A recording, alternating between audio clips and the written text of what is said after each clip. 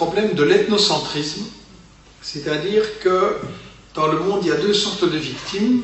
Il y a les Européens, les Blancs et les autres. Et ils n'ont pas la même valeur. Et je crois qu'on ne doit pas sous-estimer le fait que nous, Européens, on est des colonialistes depuis 5 siècles. On a colonisé l'Amérique latine, on a exterminé les Indiens, ramené 16 tonnes d'or et d'argent vers l'Europe qui ont servi au décollage du pré-capitalisme à partir du XVIe siècle. Et ça a laissé des traces. L'Église disait, c'est pas grave de tuer un Indien, ils n'ont pas d'âme. Ça, c'était la doctrine officielle de l'Église pour justifier les violences et le pillage économique qui étaient commis. On a redit la même chose après sur les Noirs. Avec la traite des esclaves, c'était permis, les Noirs n'avaient pas d'âme, c'était comme des animaux. Donc, toute cette mentalité coloniale a laissé des traces. Moi, dans les années 50, j'étais élevé chez les Jésuites, avec une famille bien bourgeoise et réactionnaire, et au catéchisme, on m'apprenait les Noirs sont par nature indolents et paresseux. J'ai encore cette phrase qui me trotte dans la tête. Les Noirs sont par nature indolents et paresseux. Les Arabes étaient bien entendu fourbes, les Chinois aussi, et donc finalement il n'y avait que les Blancs qui étaient vraiment bien.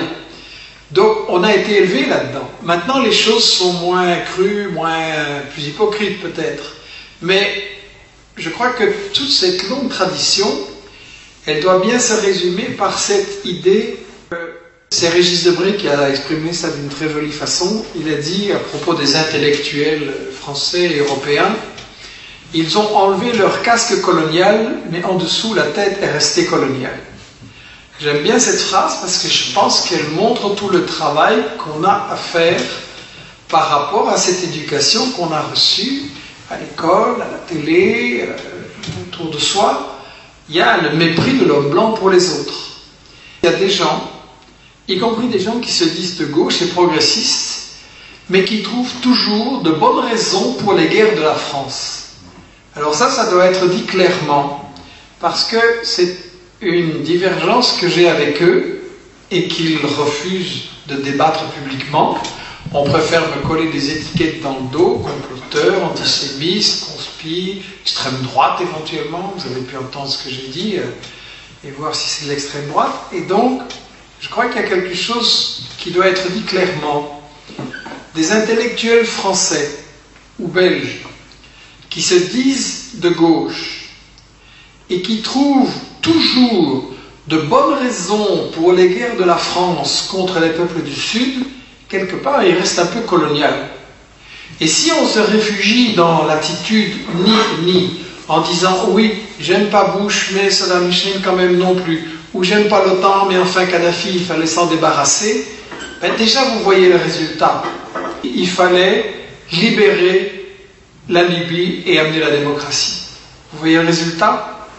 Vous avez des esclavagistes, vous avez des milices, les femmes sont traitées comme des animaux, les Noirs sont attaqués en rue et tués à cause de la couleur de leur peau. Alors le fait qu'avec Sarkozy, il y avait BHL, mais il y avait aussi une série d'intellectuels de gauche, et parfois très réputés, qui ont dit que c'était une bonne guerre pour la démocratie, et regardez les résultats.